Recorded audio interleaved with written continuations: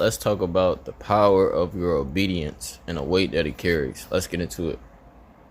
So, and this, like, I believe was revealed to me back in 2020, maybe mid 2024.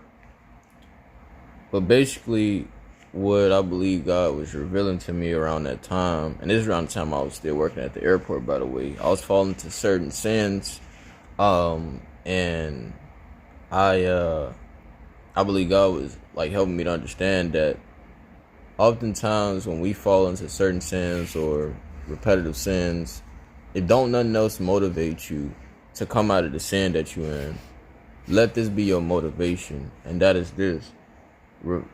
Be reminded that God can still use you, at your weakest state.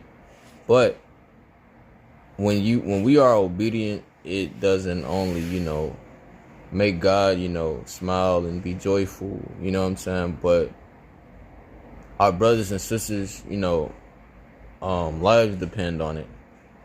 Because I think around that time it was a, sister in Christ that needed my help.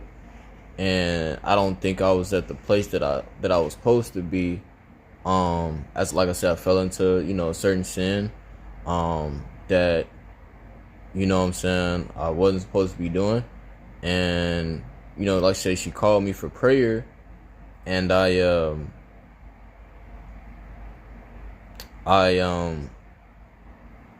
couldn't really fully be there for her like how I really wanted to be.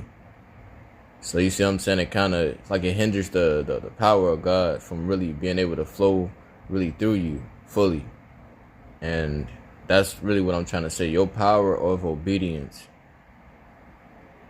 it not only glorifies God, but at the same time, the weight that it carries, it's going to help a brother and sister out there that may need your help.